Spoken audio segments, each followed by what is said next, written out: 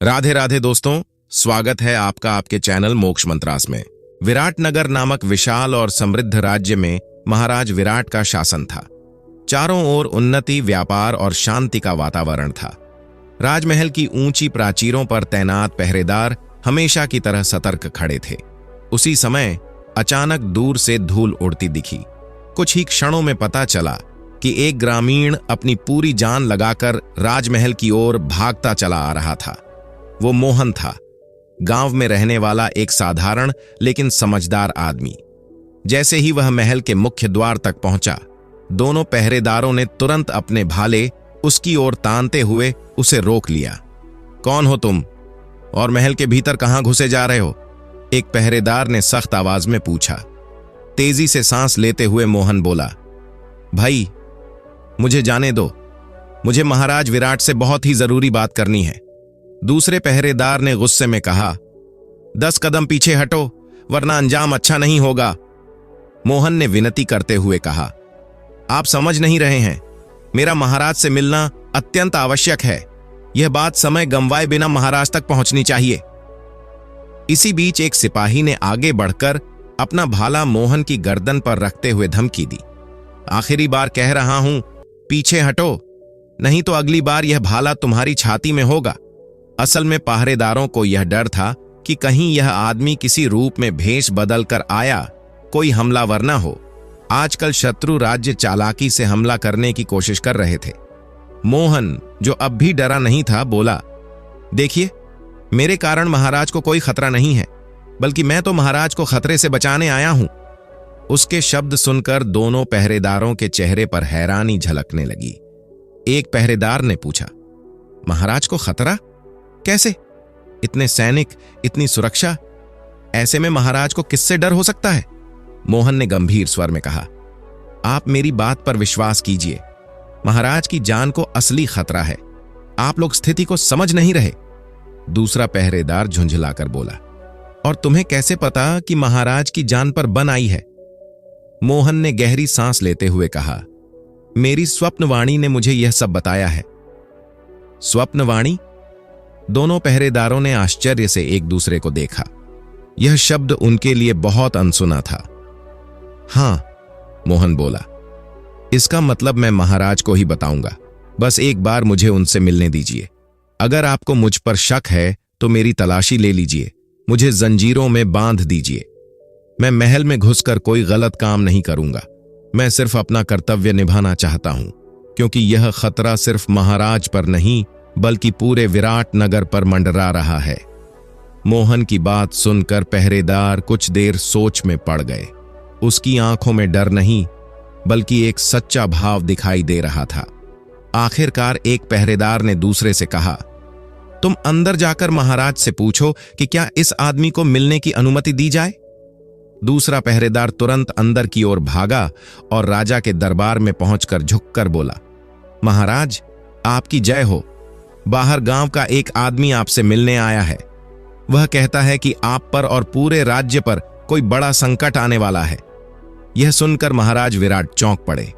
उनका माथा सिकुड़ गया और आवाज में चिंता झलक उठी। क्या मुझ पर कोई संकट आने वाला है? और उसे यह बात कैसे पता चली? राजा ने पूछा। पहरेदार बोला, महाराज वह कह रहा था कि उसे यह सब स्वप्नवाणी में बताया गया है। राजा ने अपने मंत्री की ओर देखते हुए पूछा, मंत्री जी, यह स्वप्नवाणी क्या होती है? मंत्री ने असमंजस में कहा, महाराज मुझे इस बारे में कोई जानकारी नहीं है। यह तो वही आदमी समझा सकता है। राजा ने गंभीरता से कहा, ठीक है, उस आदमी को दरबार में पेश किया जाए।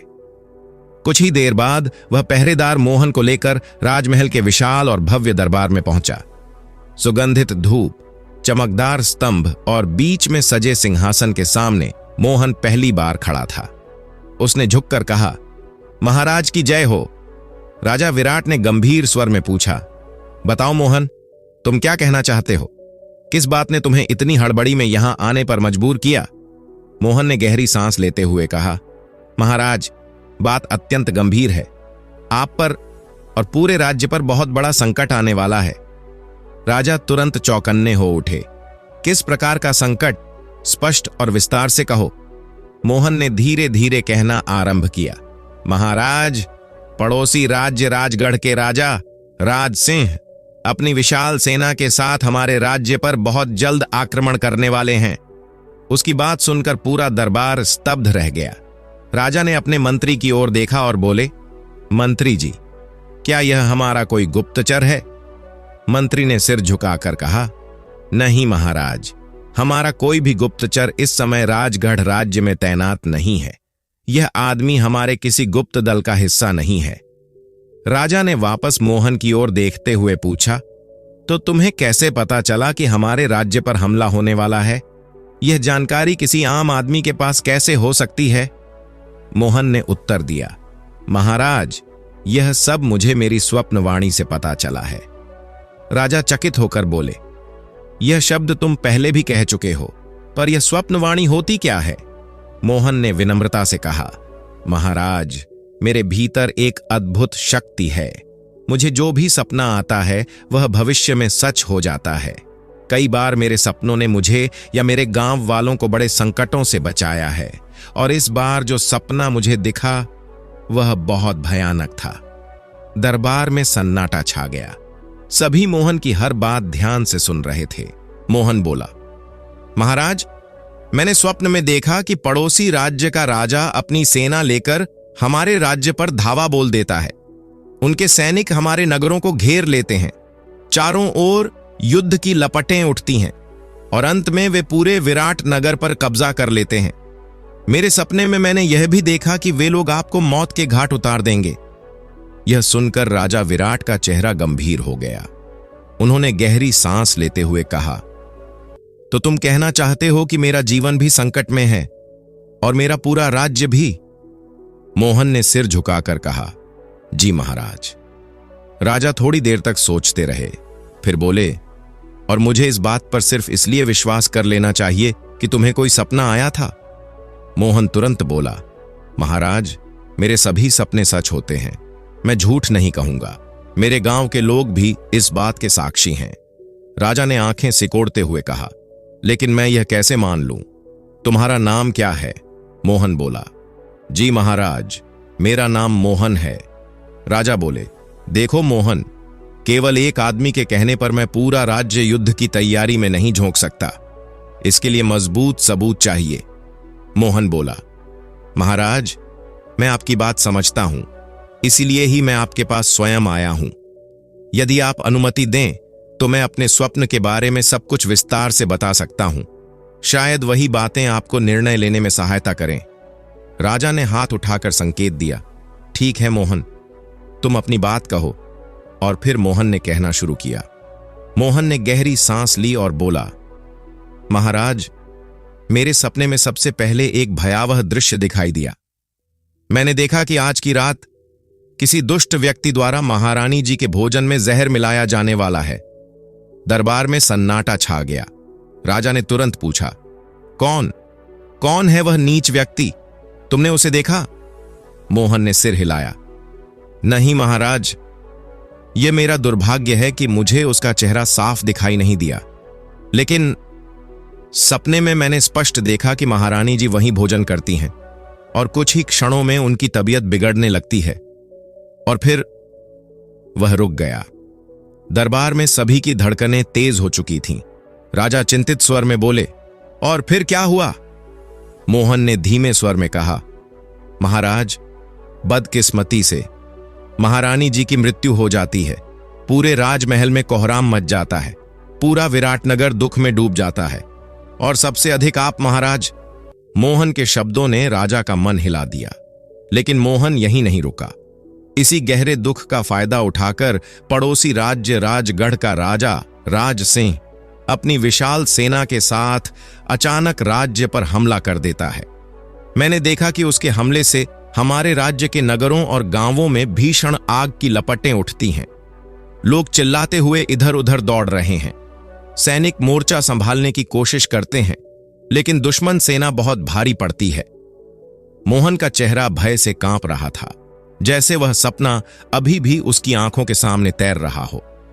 अंत में मोहन ने धीमी आवाज में कहा, मैंने देखा कि राजसिंह आपको बंदी बनाकर अपने राज्य ले जाता है महाराज। पूरा दरबार स्तब्ध था। बस यही था मेरा सपना महाराज। राजा ने गुस्से और संदेह दोनों के मिश्रित भाव में पूछा, लेकिन यह कैसे माना जाए कि तुम सच कह रहे हो? और कोई महारानी जी के भोजन में जहर क्यों मिलाएगा?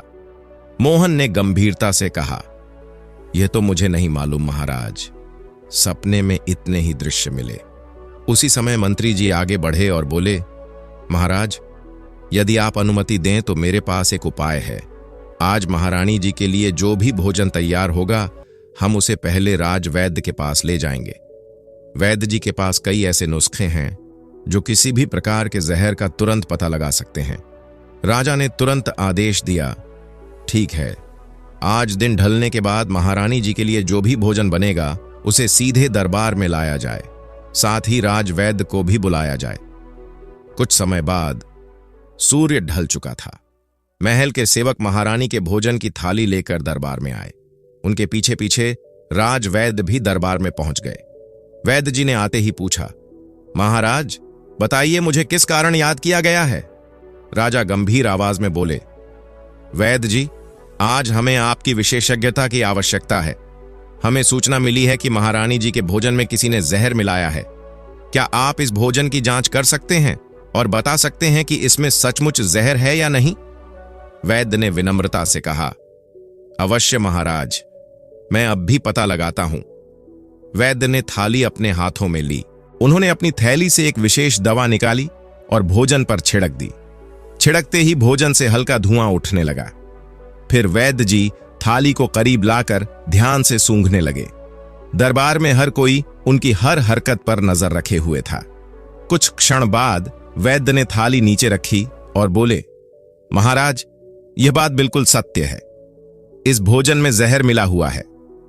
राजवैद्य ने थाली को ध्यानपूर्वक परखा और बोला, महाराज, ऐसा प्रतीत होता है कि यह जहर शायद चावलों और सब्जी में मिलाया गया था।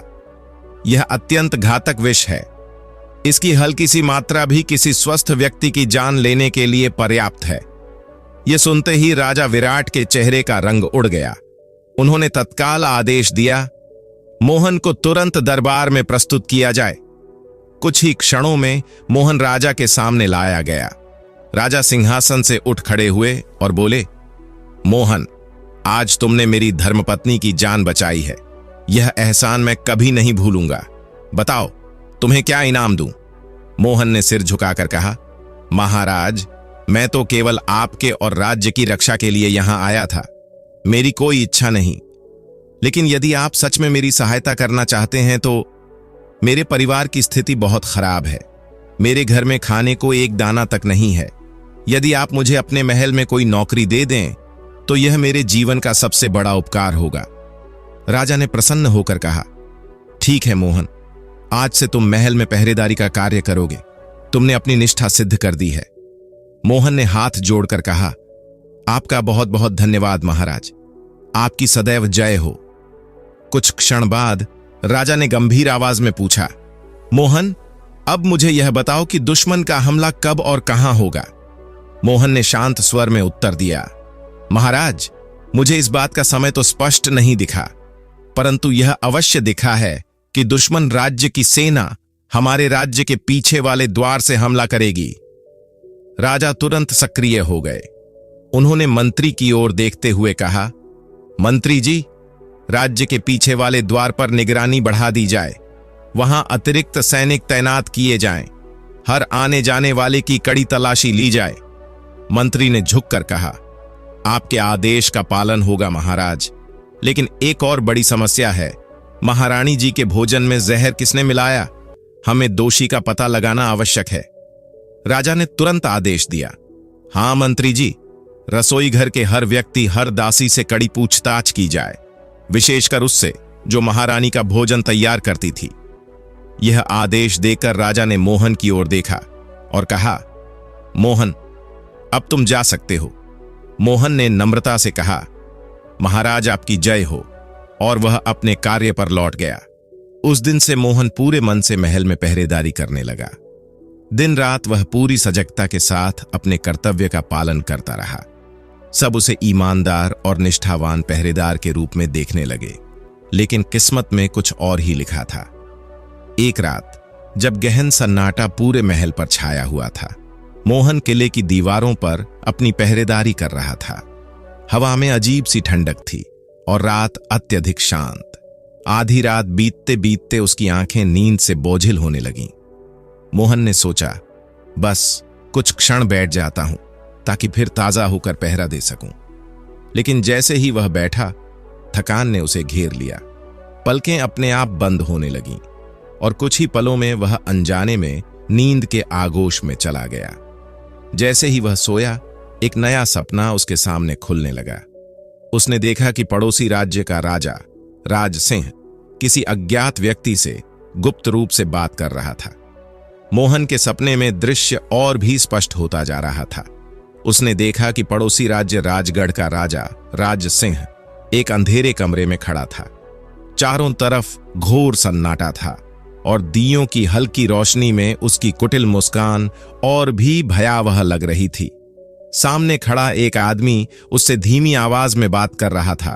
तभी दुश्मन राजा बोला, राजा विराट को हमारे हमले की खबर लग चुकी है। उसने न केवल पहरेदारी बढ़ा दी है, बल्कि युद्ध की तैयारी भी शुरू कर दी है। हमारी पुरानी योजना अब सफल नहीं होगी, इसलिए हमें इसे बदलना होगा।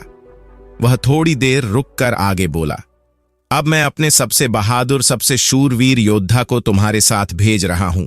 वह मेरी सेना का ही नहीं, बल्कि पूरे राजगढ़ का सर्वश्रेष्ठ योद्धा है। तुम उसे अपने कक्ष में छिपा लेना। परसों दिवाली का उत्सव है। उस दिन सारा राज्य प्रकाश और उत्सव में डूबा होगा। ऐसे में सुरक्षा भी थोड़ी ढीली हो जाएगी। यही मौका होगा जब मेरा योद्धा महल में घुसकर राजा विराट को अगवा कर लेगा। जब वह मेरे राज्य में कैद होगा, तब देखना मैं कैसे विराटनगर को घुटनों पर ला देता हूं। मोहन ने देखा कि जिस आदमी से दुश्मन राजा सब कह रहा था, वह कोई और नहीं बल्कि विराटनगर का ही सेनापति वीरेंद्र था, जिसने अपने लालच में आकर अपने ही राज्य से विश्वासघात करने का निर्णय ले लिया था। यह दृश्य देखकर मोहन के बदन में झुर्रियां दौड़ गईं। अचानक उसकी नींद टूट गई। वह झटके से उठ बैठा। उसका दिल जोर जोर से धड़क रहा था। उसने माथे का पसीना पोंछते हुए कहा, अरे भगवान, यह क्या हो रहा है? हमारे ही राज्य का सेनापति धोखेबाज निकला और परसों दिवाली। इसका मतलब वह दुश्मन योद्धा आज ही महल में कहीं छिप चुका होगा। मोहन पूरी रात बेचैन रहा। उसे मालूम था कि यह बात राजा तक तुरंत पहुंचानी होगी, वरना बहुत देर हो जाएगी। अगले दिन जब राजा विराट का दरबार लगा हुआ था, सभी मंत्री, दरबार के सदस्य और स्वयं सेनापति वीरेंद्र भी अपनी जगह बैठे थे। तभी अचानक सभा के मुख्य द्वार से मोहन तेजी से दौड़ता हुआ अंदर आया। उसका चेहरा पसीने से भरा था और सांसें तेज चल रही थीं। राजा ने हैरान होकर पूछा, मोहन, क्या हुआ? तुम ऐसे घबराए हुए क्यों हो? मोहन ने कांपती आवाज में कहा, महाराज, कल आपके ऊपर हमला होने वाला है। आपको अगवा करके राजगढ़ ले जाने की भयानक साजिश रची गई है। पूरा दरबार स्तब्ध रह गया। राजा ने गंभीर स्वर में पूछा, लेकिन मोहन, तुम्हें यह सब पता कैसे चला? मोहन ने दृढ़ आवाज में कहा, महाराज, मेरी स्वप्नवाणी ने यह सब बताया है। मैंने पहले भी कहा था कि मेरे सपने भविष्य में सच साबित होते हैं। और एक और भयावह सच मैं आपको बताना चाहता हूं कि हमारे महल में ही कोई ऐसा व्यक्ति है जो दुश्मन राजा से मिला हुआ है। राजा ने गौर आश्चर्य से पूछा, कौन है वह व्यक्ति जिसने हमारी पीठ पर छुरा घोंपने की हिम्मत की है? मोहन ने गहरी सांस लेते हुए कहा, महाराज, आपका ही सेनापति वीरेंद्र। मोहन की बात सुनते ही मानो महल की दीवारें तक कांप उठीं। राजा की आंखें फैल गईं और उनका स्वर भारी हो गया। मोहन, तुम क्या कह रहे हो? क्या तुम्हें अंदाजा है कि तुम किस पर आरोप लगा रहे हो? यह सुनकर सेनापति वीरेंद्र तुरंत आगे आया और बोला, महाराज, यह व्यक्ति बिल्कुल झूठ बोल रहा है। मैं आपका निष्ठावान सेनापति हूं। मैंने अपनी पूरी जिंदगी आपके राज्य और आपकी सुरक्षा के लिए समर्पित की है। भला मैं आपको हानि क्यों पहुंचाना चाहूंगा?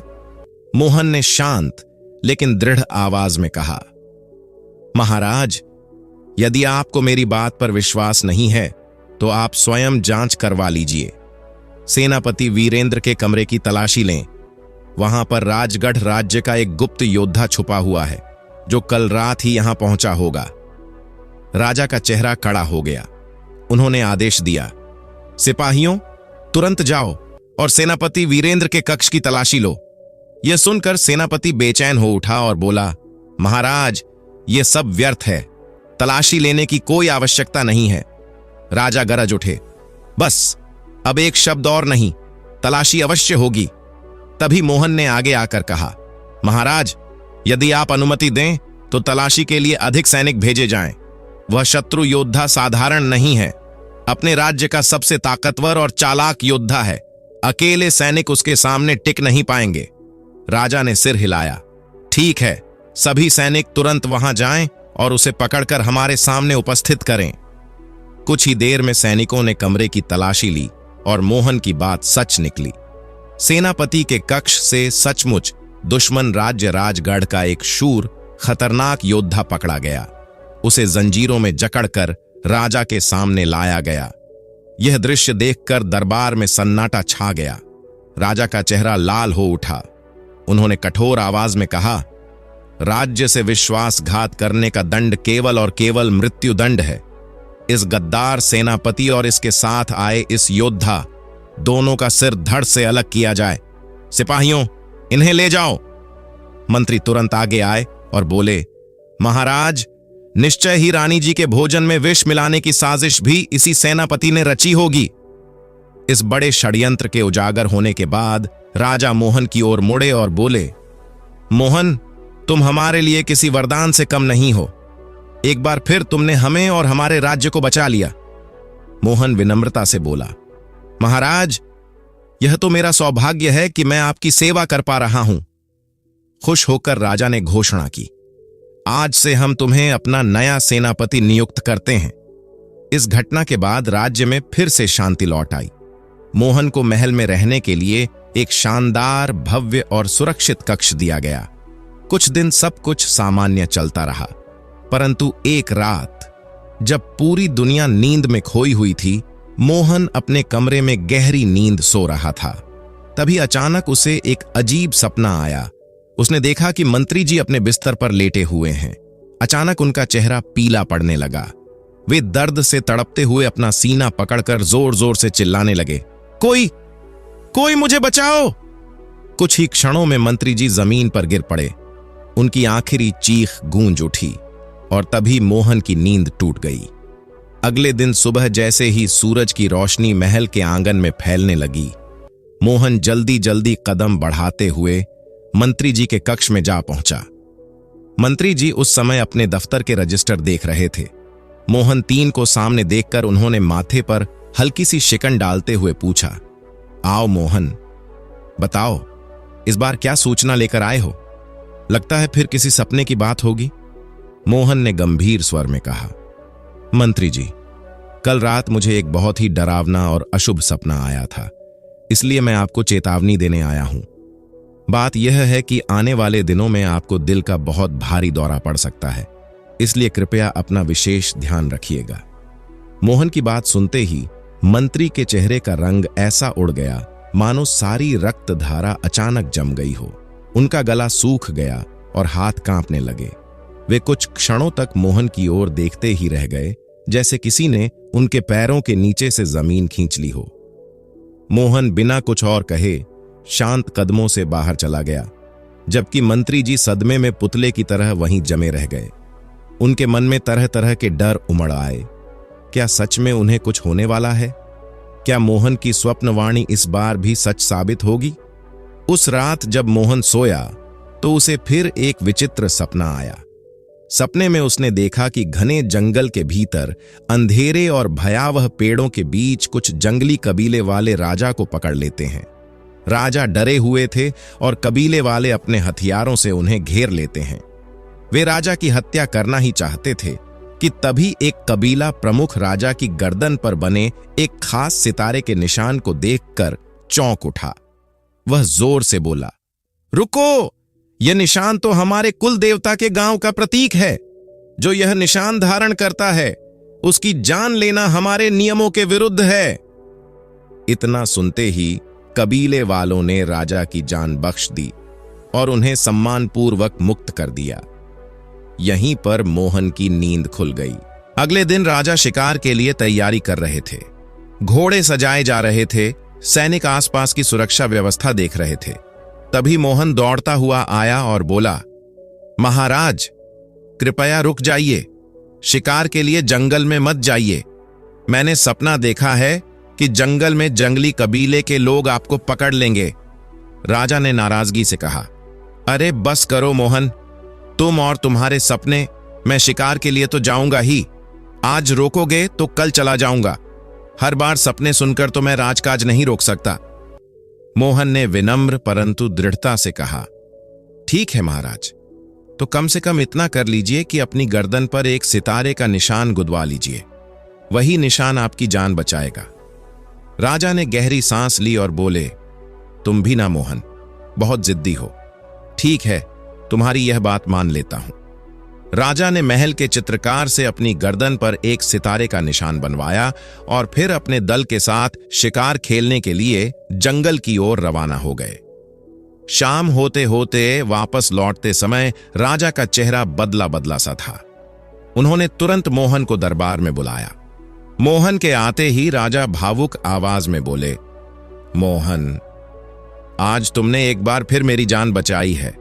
सचमुच मुझे जंगल के कबीले वालों ने पकड़ लिया था और तुम्हारे इस सितारे के निशान की वजह से ही उन्होंने मेरी जान बख्श दी। तभी राजा का ध्यान अचानक इस ओर गया कि आज दरबार में मंत्री जी कहीं दिखाई नहीं दे रहे थे। राजा ने चारों ओर नजर घुमाकर पूछा, मंत्री जी आज दरबार में क्यों नहीं आए? वे कहां हैं? एक बुजुर्ग दरबारी ने दुखी स्वर में उत्तर दिया, महाराज, मंत्री जी तो इस संसार में अब नहीं रहे। उनका आज भोर में ही स्वर्गवास हो गया है।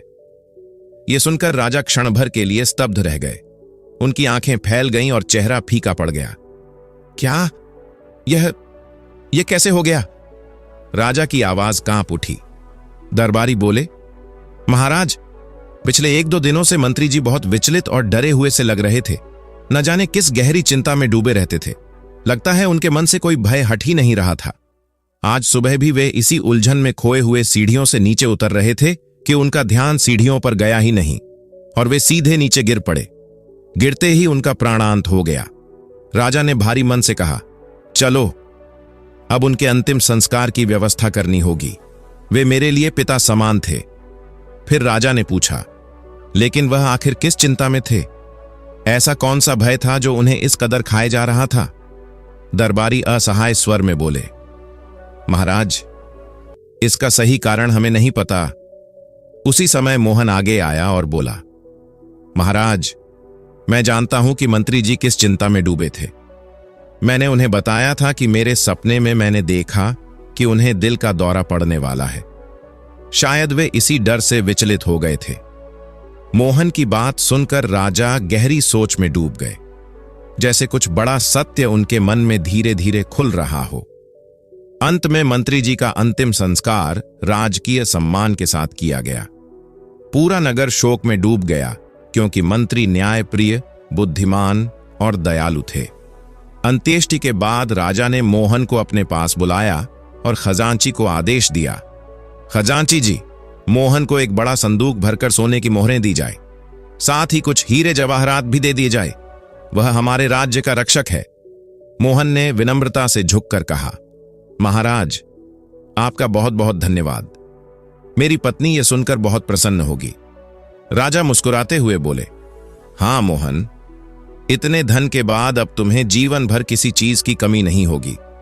फिर भी यदि कभी आवश्यकता पड़े तो बेहिचक आकर मांग लेना। राजा की यह बात सुनकर मोहन चौंक गया। महाराज, आकर मांग लेना, इसका क्या मतलब है? क्या मैं महल में काम नहीं करूंगा? राजा शांत स्वर में बोले, मोहन, आज से तुम महल के हर काम से मुक्त हो। तुम्हें अब न यहां आने की आवश्यकता है, न किसी नौकरी की। तुमने संकट के समय न केवल मेरी जान बचाई, बल्कि पूरा राज्य 3-3 बार विनाश से बचाया। तुम्हारी निष्ठा पर हमें कोई संदेह नहीं। फिर राजा की आवाज धीमी हो गई। लेकिन अब मैं और भय में नहीं जी सकता। आज मंत्री जी की मृत्यु ने मुझे सिखाया है कि मृत्यु से भागा नहीं जा सकता।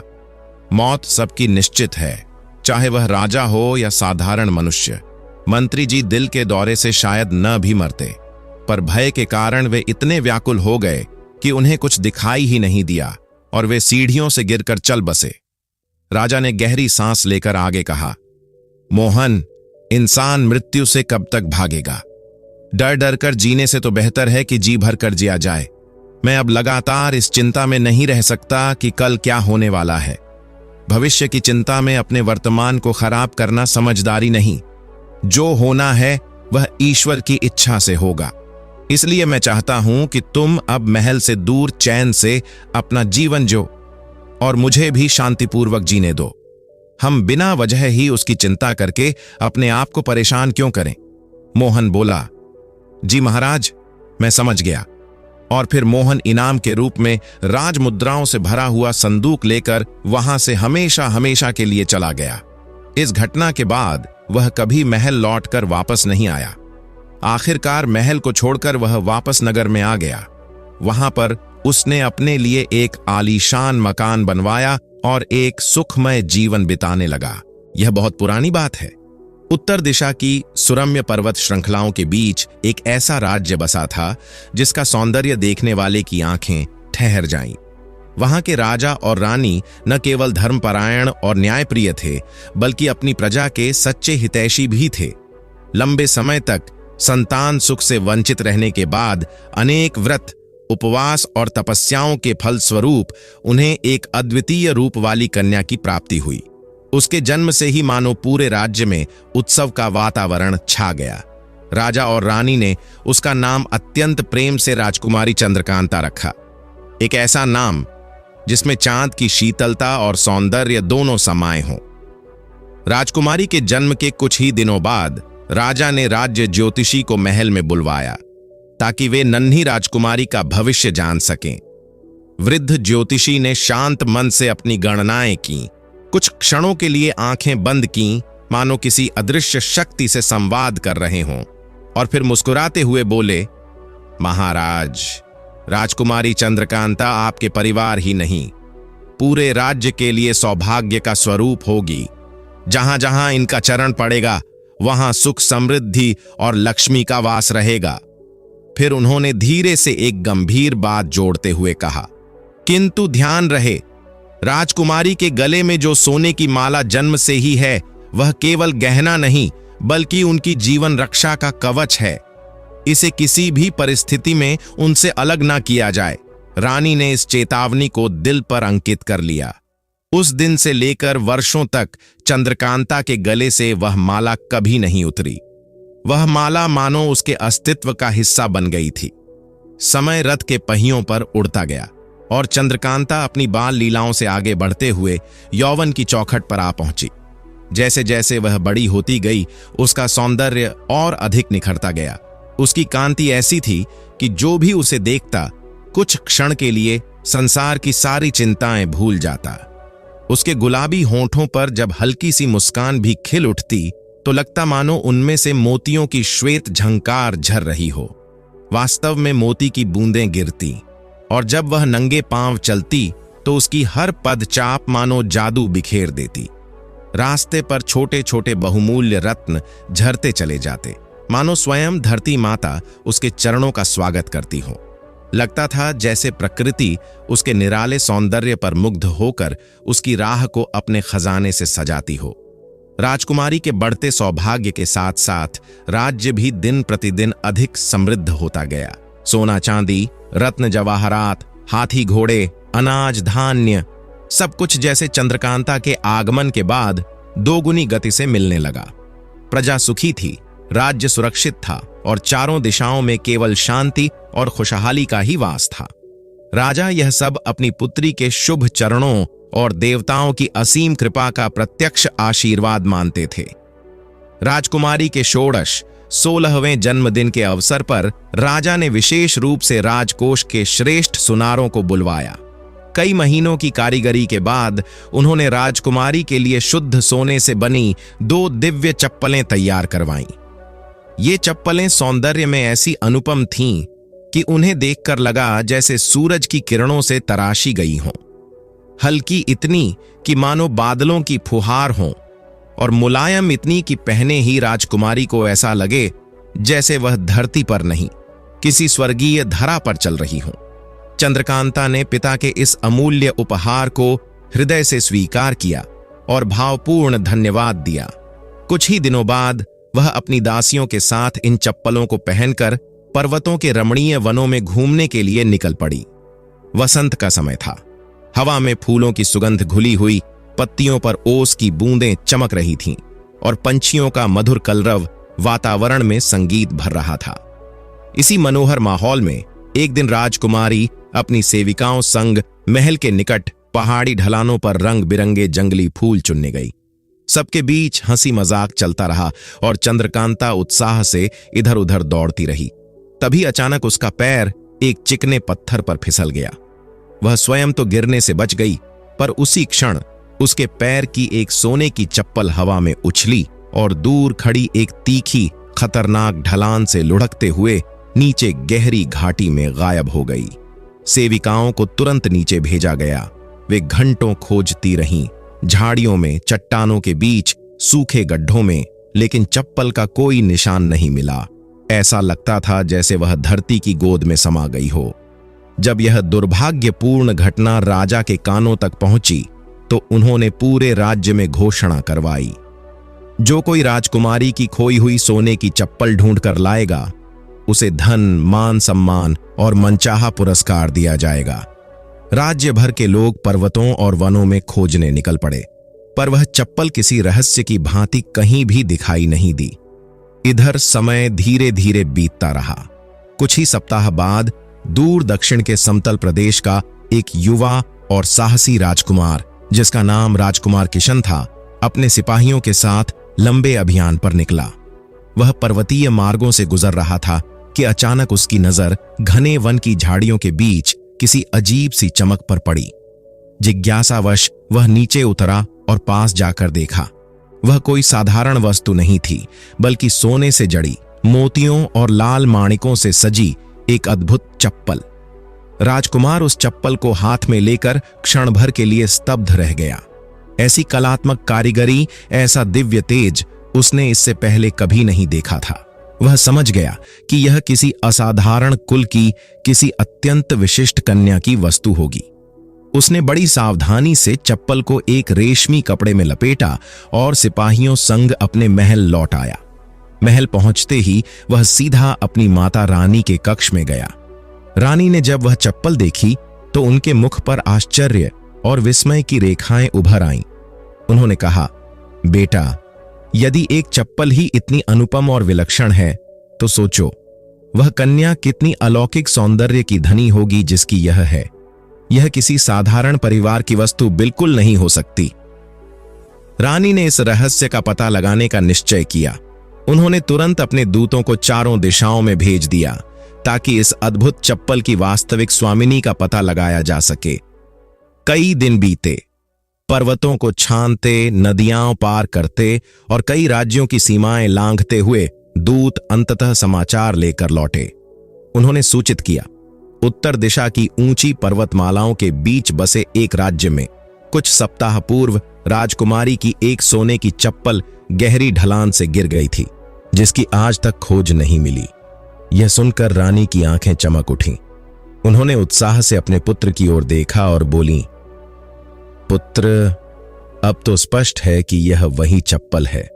तुम्हें स्वयं वहां जाना चाहिए, पर ध्यान रहे, यदि वहां के राजा तुम्हें सोना, चांदी या कोई और वस्तु पुरस्कार में देना चाहे तो विनम्रता से मना कर देना।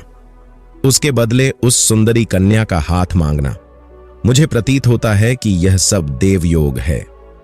रानी की बातें राजकुमार के हृदय में उतर गईं। उन्होंने न धन का लोभ रखा, न नाम यश की इच्छा। केवल सत्यनिष्ठा, पवित्र भाव और मन से उपजी सहज प्रेम भावना लेकर वह लंबी और कठिन यात्रा पर निकल पड़े। ऊंचे नीचे दुर्गम पर्वतीय रास्ते, घने अंधकारमय वन, झरनों की कलकल ध्वनि और बादलों से ढकी घाटियां सबका सामना करते हुए वह आगे बढ़ता गया। कई दिनों की थका देने वाली यात्रा के बाद वह अंततः डुग्ग प्रदेश पहुंचा, वही मनोहर रहस्यमयी पहाड़ी राज्य जहां राजकुमारी चंद्रकांता रहती थी। राजकुमार सीधे राजमहल गया और शांत भाव से दरबार में प्रवेश किया। राज सिंहासन पर विराजमान राजा के सामने पहुंचकर उसने दोनों हाथ जोड़कर कहा, महाराज, यह आपके राज्य की राजकुमारी की खोई हुई चप्पल है। कुछ समय पूर्व मैं यात्रा के दौरान पर्वतों से गुजर रहा था। इसी दौरान यह मुझे घने वन में मिली। मैं इसे लौटाने आया हूं। राजा ने चप्पल पहचानते ही मुस्कुराकर कहा, युवराज, तुम्हारा बहुत आभार। बताओ, क्या इनाम चाहते हो? घोड़े, रत्न, चांदी, सोना, जो चाहो वह मिलेगा। राजकुमार ने आदर पूर्वक सिर झुकाते हुए शांत स्वर में उत्तर दिया, महाराज, मैं समतल प्रदेश के राज्य से आया हूं और वहां के राजा मेरे पिता हैं। मुझे सोना, चांदी अथवा कोई वस्तु नहीं चाहिए। यदि आपको और आपकी राजकुमारी को आपत्ति न हो तो मैं विनम्रता पूर्वक उसका हाथ मांगना चाहता। वह मेरी पत्नी बने, यही मेरे लिए सबसे बड़ा उपहार होगा। राजा कुछ क्षणों के लिए मौन हो गए। फिर राजा ने गंभीर स्वर में कहा, युवराज, यह निर्णय केवल मेरा नहीं हो सकता। मैंने प्रतिज्ञा ली है कि अपनी पुत्री का विवाह उसकी इच्छा के विरुद्ध कभी नहीं करूंगा। यदि वह स्वयं सहमत होगी तभी मैं अपना आशीर्वाद दूंगा। उसी समय ऊपर महल की ऊंची खिड़की से राजकुमारी चंद्रकांता राजकुमार को देख चुकी थी। वह उसके विनम्र कदमों, शांत चेहरे और सरल स्वभाव से प्रभावित हुई थी। राजकुमार के व्यक्तित्व में एक ऐसी गरिमा थी जो किसी भी हृदय को सहज ही आकर्षित कर ले। जब उसने यह सुना कि वही युवक उसकी खोई हुई चप्पल लौटाने आया है और बदले में उसने न धन मांगा न यश, केवल सच्चे प्रेम का अनुरोध किया है, तो उसके मन में अनोखी प्रसन्नता उमड़ पड़ी। उसका हृदय जैसे एक मधुर तरंग से भर गया।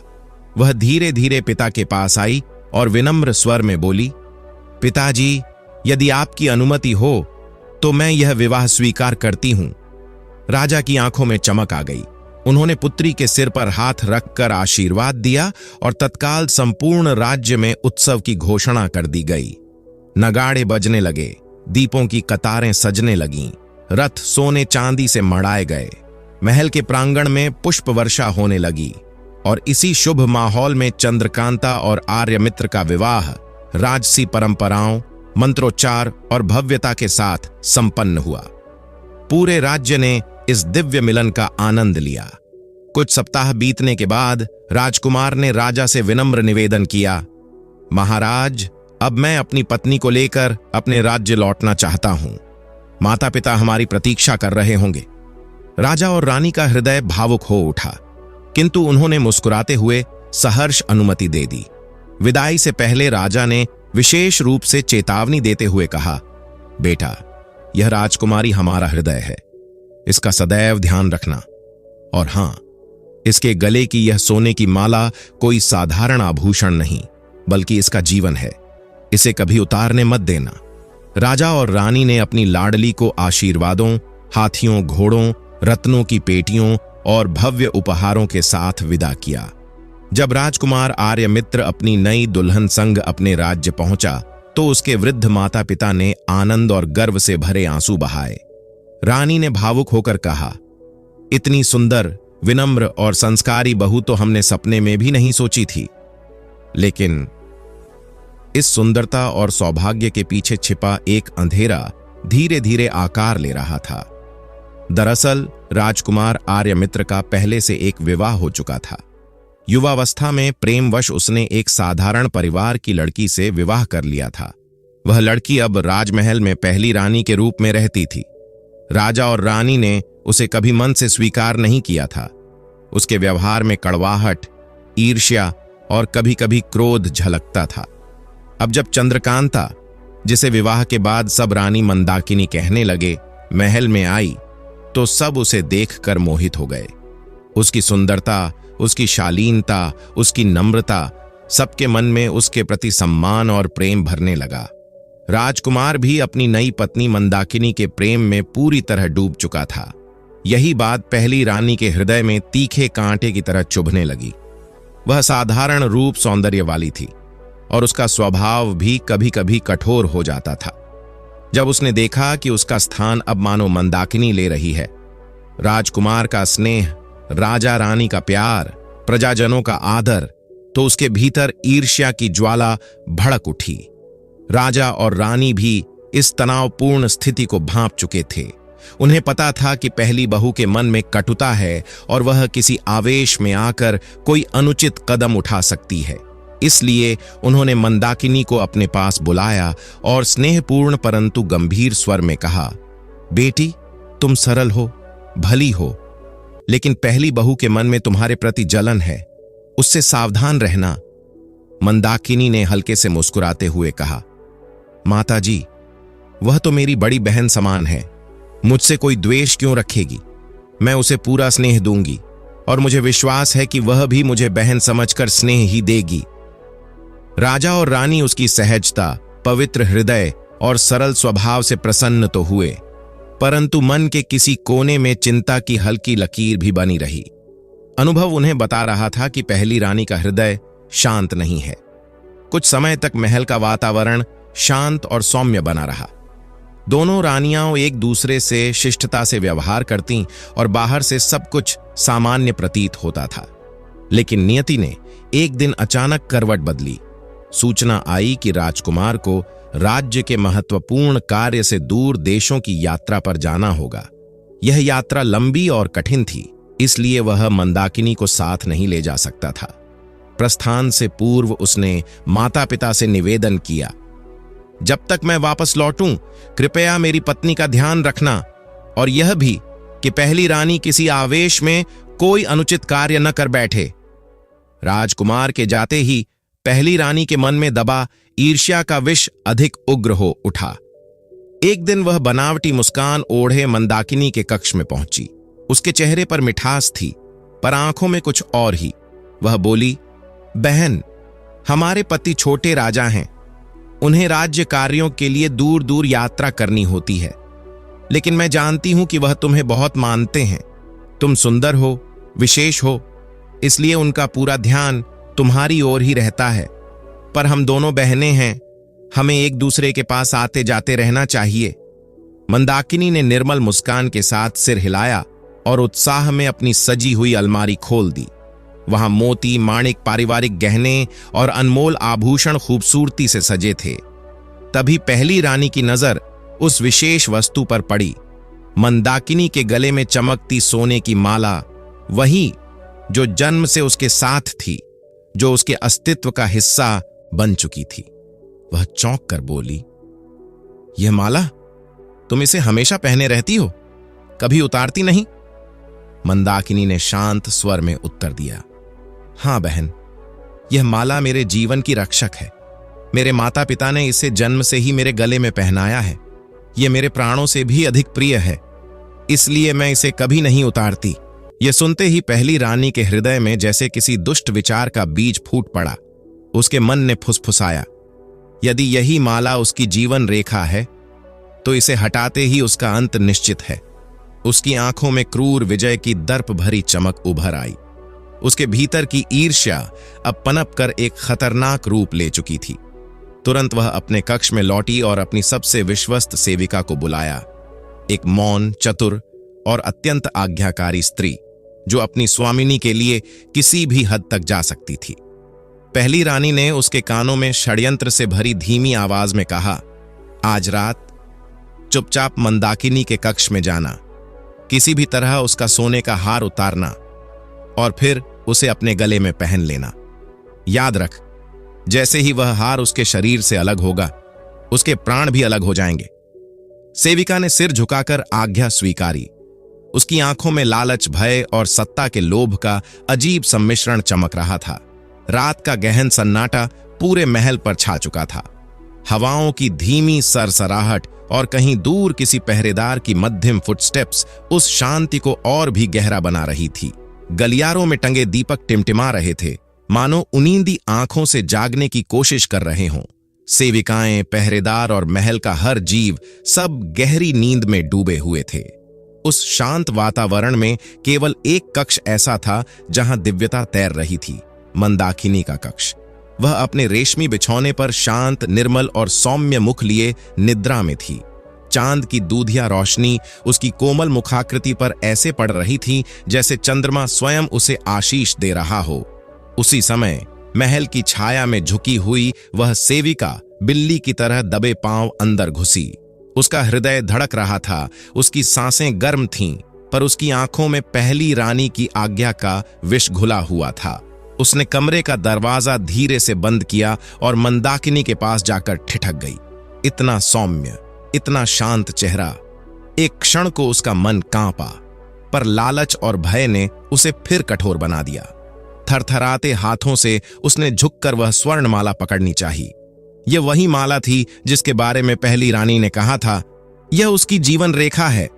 सेविका ने सांस रोककर धीरे धीरे माला को ऊपर उठाया और जैसे ही वह हार मंदाकिनी के गले से अलग हुआ, उसी क्षण एक हल्का सा कंपन उसके शरीर में दौड़ा।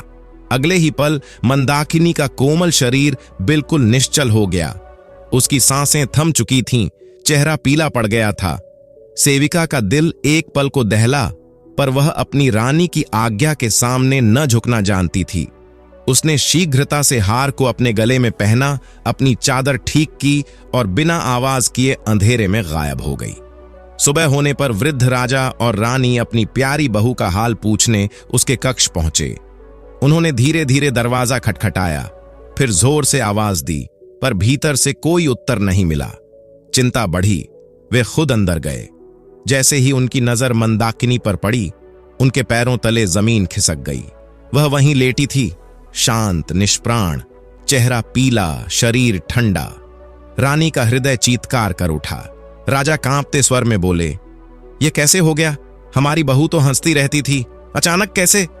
सभी सेविकाएं दौड़ीं, पर किसी को कुछ पता नहीं था। राजवैद्य बुलाया गया। उसने मंदाकिनी की नाड़ी टटोली, माथा छुआ और गहरी सांस लेकर बोला, महाराज, इनके शरीर में अब प्राण नहीं है। महल में शोक की लहर फैल गई। कोई विश्वास ही नहीं कर पा रहा था कि इतनी सद्गुणी, इतनी निर्मल हृदय वाली रानी अब इस संसार में नहीं रही। राजा और रानी ने आदेश दिया कि राजकुमार के लौटने तक मंदाकिनी के पार्थिव शरीर को महल के पास बने पुष्प मंडप में सम्मान पूर्वक सजाकर रखा जाए। आश्चर्य की बात यह थी कि दिनों बीतने के बाद भी उसके चेहरे की कोमलता न बदली, न शरीर में कोई सड़ न आई। वह अब भी वैसी ही प्रतीत होती थी, मानो किसी मधुर स्वप्न में सोई हो। कुछ दिनों बाद राजकुमार आर्यमित्र लौटा। जैसे ही यह दुखद समाचार उसके कानों में पड़ा, उसकी दुनिया जैसे बिखर गई। वह संभल नहीं पाया, उसके कदम लड़खड़ाने लगे। उसे पुष्प मंडप ले जाया गया। वहां अपनी प्रिय मंदाकिनी को फूलों के बीच लेटा देखकर वह स्तब्ध रह गया। उसके चेहरे पर वही शांति थी, वही सुंदरता, वही कोमलता। बस जीवन की सांसें नहीं थीं। राजकुमार का हृदय फट गया। वह फूट फूट कर रोने लगा, बार बार कहता, काश मैं तुम्हारे साथ होता, काश एक बार तुम्हारा हाथ थाम लेता। यह हमारा अंत कैसे हो सकता है मंदाकिनी, मेरी प्राण प्रिय? यह मेरे जीवन का सबसे बड़ा शोक है। रात तक वह विलाप करता रहा। राजा और रानी उसे लगभग घसीटते हुए वापस महल ले गए। उन्हें डर था कि कहीं वह दुख में अपना जीवन न समाप्त कर दे। अगले दिन उन्होंने उसे मंडप की ओर जाने से रोका, पर महल में एक भयानक रहस्य चल रहा था जिसे कोई नहीं जानता था। वही सेविका जिसने मंदाकिनी का हार चुराया था। हर रात सोने से पहले वह उस हार को अपने गले से उतार देती, और जैसे ही हार उसके गले से अलग होता, उसी क्षण मंदाकिनी की आंखें खुल जातीं। धीरे धीरे वह उठती, जैसे गहरी बेड़ियों से मुक्त हुई हो। कांपते हाथों से अपना आंचल ठीक करती। कुछ क्षण दीवार का सहारा लेकर खड़ी होती, फिर सांसें समेटते हुए कमरे से बाहर निकल जाती। वह पास के शांत पोखर तक जाती, वहां से थोड़ा जल पीती ताकि उसके सूखे होंठों और निर्बल शरीर को सहारा मिले। फिर धीमी चाल से वापस लौट आती और वहीं अपने पुष्प मंडप में जाकर लेट जाती, जैसे कुछ हुआ ही ना हो।